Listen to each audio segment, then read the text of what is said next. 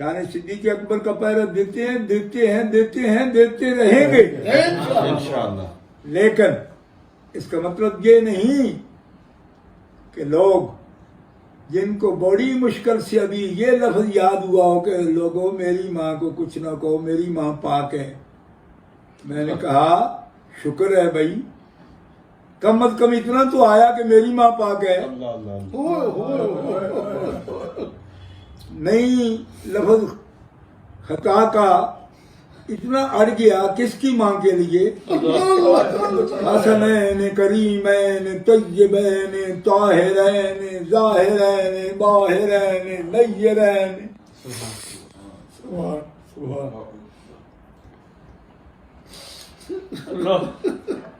ہوش.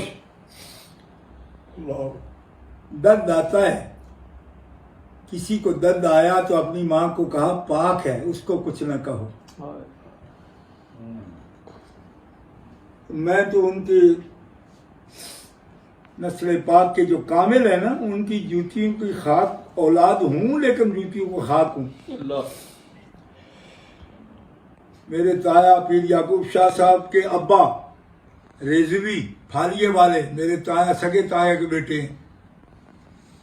حضور قبلہ عالم سید نور الحسن شاہ صاحب بخاری کے سامنے جا عرض کیا رحمت اللہ علیہ کی خدمت میں، کہا شاہ جی تو آڈا کی نہ ہے تو پنجاب کا ماحول سادہ کا جی رسول شاہ. فرمایا غلام رسول شاہ. قبلہ عالم نے فرمایا غلام رسول شاہ.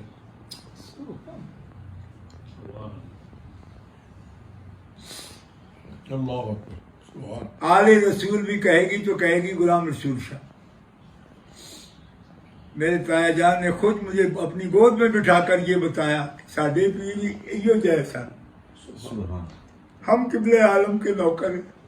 خانہ دار نوکر دیکھنا ہو جس نے سید نور الحسن شاہ صاحب بخاری رحمۃ اللہ علیہ کے نوکروں کو دیکھ لے. صرف اتنی گزارش ہے اہل اسلام کہ یہ کوئی بحث کا مقام نہیں تھا، یہ کوئی امتحان آ گیا. کیوں؟ اہل سنت و جماعت حنفی ماتریدی بھی سیدہ پاک کی شان کے لیے اڑیں گے اور لڑیں گے اور بحث و مناظرہ کے بعد کہیں گے ہم مان جائیں گے. ایسا غضب ہوتے دیکھا نہیں. یہ جماعت غضب والوں کی ہے نہیں. اس جماعت میں یہ ایک عجیب واقعہ ہے. ٹھیک ہے، اللہ کا فضل، اللہ کا کرم کہ ایک نہیں سینکڑوں علماء کرام جید سے مراد وہ تنظیم المدارس والا جید نہیں ہے، وہ تو سیکنڈ کلاس کو جید کہتے ہیں نا، میں وہ دوسرا جید کہتا ہوں. ٹھیک ہے، تو وہ سب غلامی کے لیے موجود ہے. بے شک. کوئی کمی نہیں ہے کسی چیز کی، اور اس گھرانے کو کمی رب نے آنے دی ہی نہیں. ٹھیک ہے، لیکن لوگ سمجھتے ہوں گے کہ پتہ نہیں شاہ صاحب کو اجازت دی ہے یا نہیں ہے. وہ اجازت نہیں دی ہے، میں نے منت کی ہے. میں کہہ رہا ہوں سیدھا، میں نے منت کی. میں کہ سید ہم لوگ ہیں نا، کریں گے نا نوکری، نہیں کریں گے تو کیا کریں گے پھر؟ باہر جاؤں گے بیٹھ کر. اس تنور کے پاس تو ہماری ڈیوٹی نہ ہو. ہاں، اس کے پاس ڈیوٹی نہیں. آل زہرا ہیں جن کے لیے صحیح حدیث میں رسول پاک کا فرمان ہے، من حب ہذین یعنی الحسن والحسین اباہما و امہما کان معی فی درجتی فی الجنہ. شیوخ الحدیث مہربانی کر کے جامع ترمذی اٹھا کے دیکھ لیں.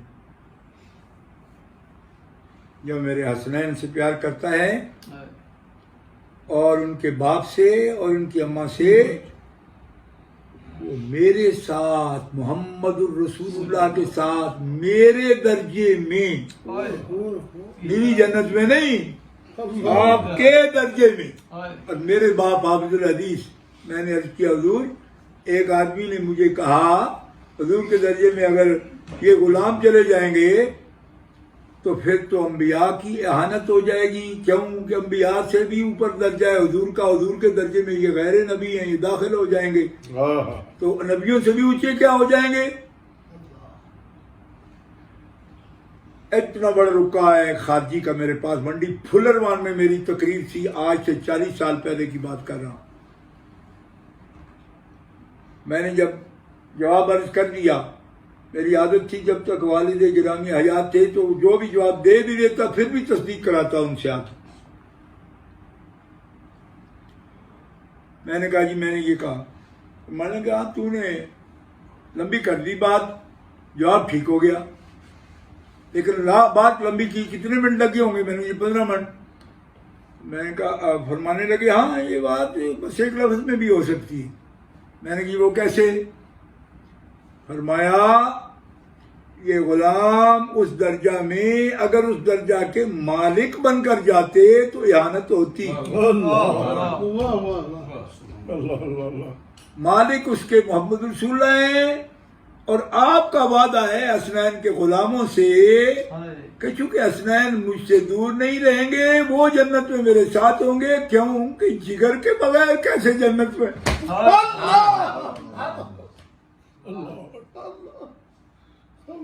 خاتون جنت کے بغیر وہ جنت کیسی ہوگی؟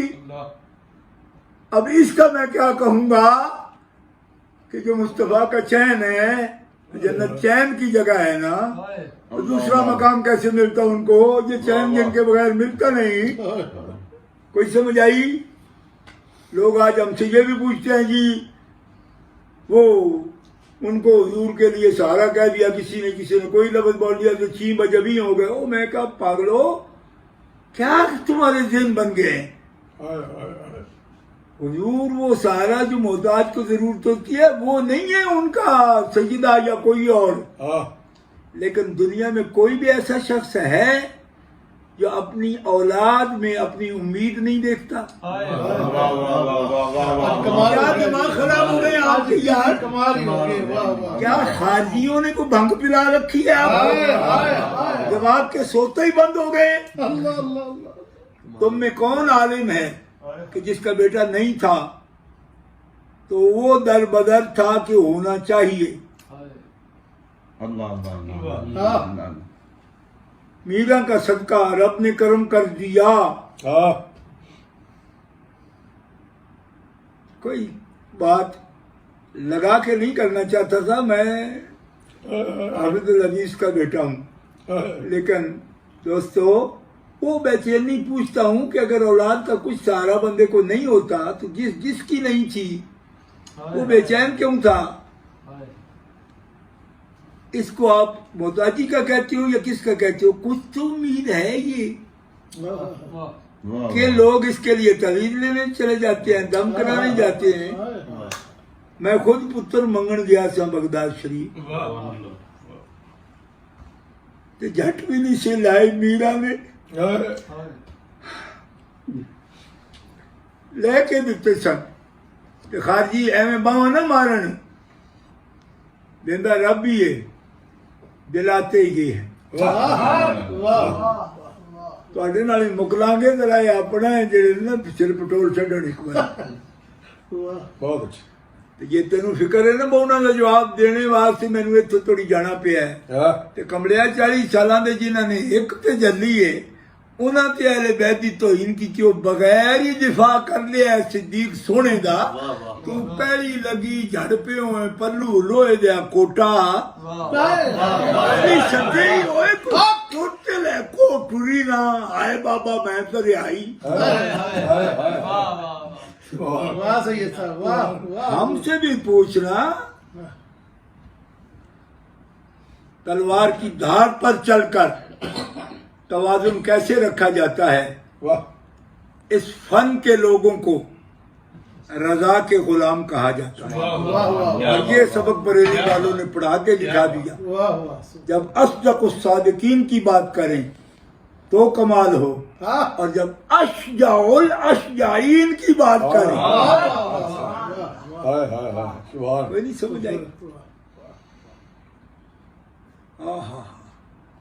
اصل نسل صفا سبحان اللہ وجہ وصل خدا. سبحان اللہ سبحان اللہ سبحان اللہ. جنہوں نے یہ گٹی پی ہوتی ہے نا ان کو یہ نہیں کرنا پڑتا.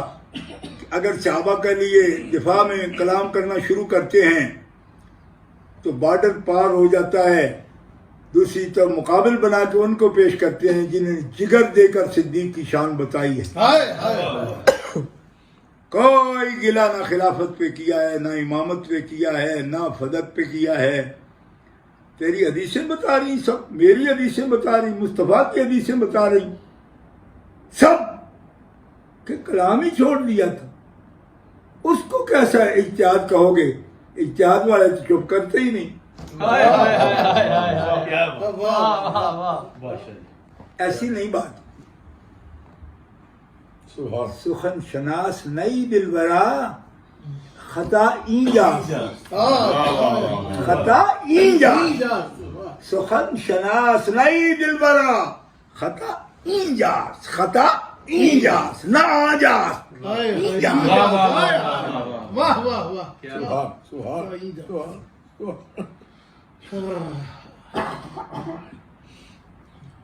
سبحان. بس بات زیادہ ہو گئی لیکن چپ رہ نہیں سکتا. چپ رہ نہیں سکتے. دکھ نہ ہوتا. آج بھی کسی نئی فرقہ بندی کی ضرورت نہیں، نہ کوئی گروہ بندی کی ضرورت ہے. اصلاح کی ضرورت ہے. نام نمود کی خواہش نہیں. آج لوگوں کے وقف بنانے، ٹرسٹ بنانے اور دارالعلوم قائم کرنے، اکیڈمیاں بنانی لوگوں نے سیکھی ہیں، ہے نا. 1925 میں جس کا پردادا امیر ملت ٹرسٹ قائم کر گیا اور گاؤں کے گاؤں کو کہہ گیا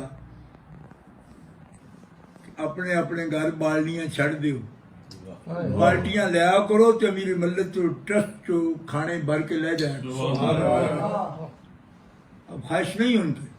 ایسے ہم لا تزکوا انفسکم کے ساتھ کوئی بات کرنے کی تیاری نہیں، لیکن میں یہ اس لیے کر رہا ہوں کہ جب تک اصولی عقائد میں کوئی شخص متبع ہے اپنے مالکوں کا اور اپنے انصاب کا اور اپنے اجداد کا، اس کے لیے احتیاط لازم ہے. ٹھیک ہے. باقی ایک اشارہ دیتا ہوں اگر کسی کو سمجھ آ جائے. میں خادم ہوں آپ سب کا، اہل سنت و جماعت کا. میرا اور کوئی اعزاز نہیں ہے نوکری، اگر وہ بھی قبول ہو جائے. اگر ہماری علماء صاحب علم جن کو اللہ تعالیٰ نے ذہانت دی ہے اور وہ لوگ دین کو سمجھتے ہیں، صحابہ کرام اور اہل بیت اطہار کے بارے میں توازن کسی طرح بھی کھو بیٹھیں گے نا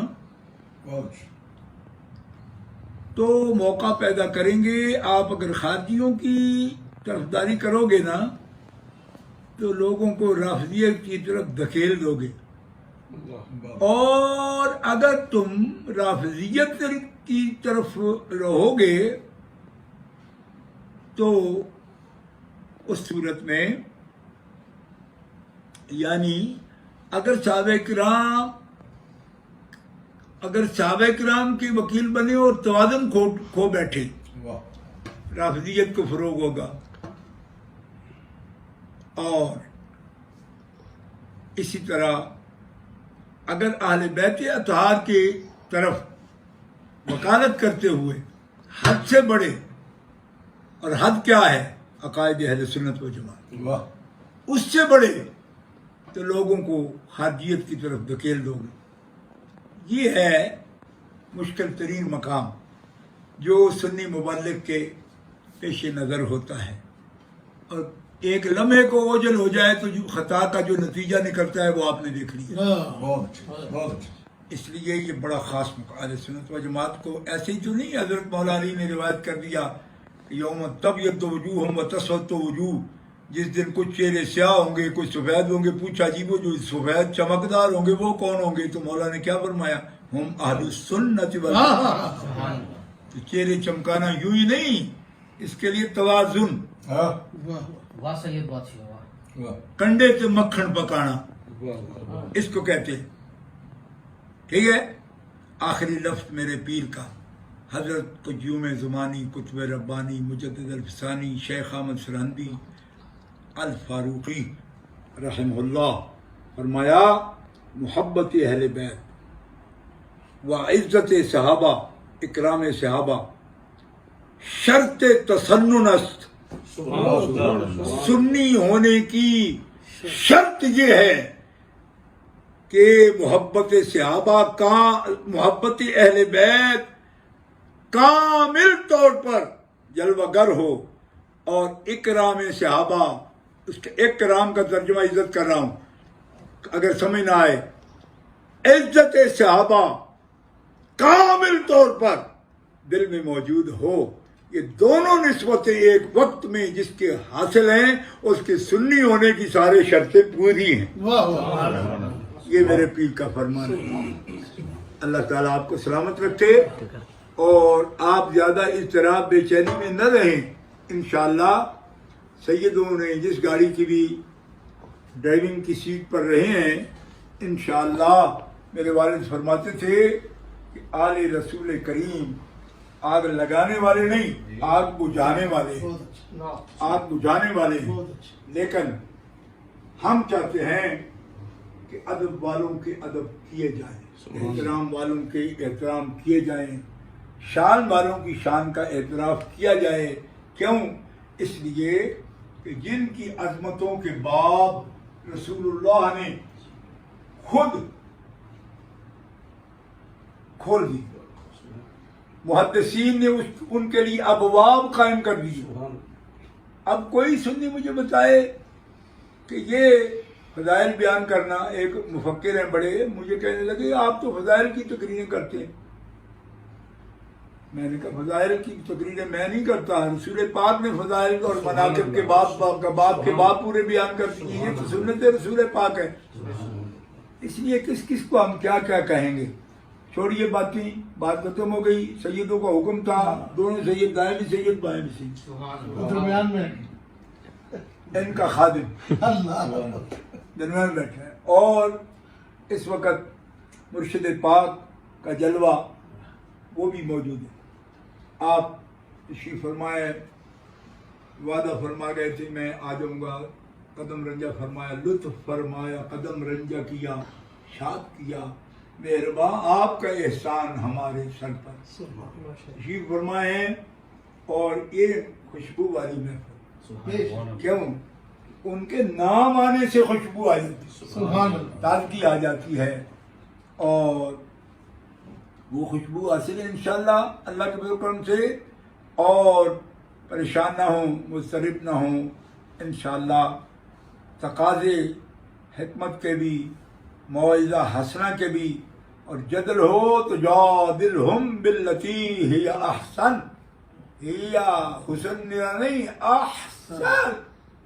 احسن اللہ نزل احسن الحدیث، اس کی روشنی میں. تو گرامی قدر حضرات، میں دعا گو ہوں آپ کے لیے، آپ ہمارے لیے دعا فرمائیے. اللہ تعالیٰ اس ملت کو اکٹھا رکھے. آمین. اہل سنت اہل خیر ہیں، اہل حق ہیں. ہمیں نئے مکالمت الصدرین لکھنے کی ضرورت نہیں ہے، وہ پرانے پھنسے ہوئے ہیں ابھی تک. اس لیے مکالمت الصدرین مت لکھیے، اور جو شانوں والے ہیں ان کی شان کے لیے اپنے گردنیں خم کیجئے. جو ان کے لیے عزت میں گردنیں خم کریں گے، اللہ ان کو سرفراز کرے، وہی سربلند ہوں گے. آخر دعوایا ان الحمد للہ رب العالمین.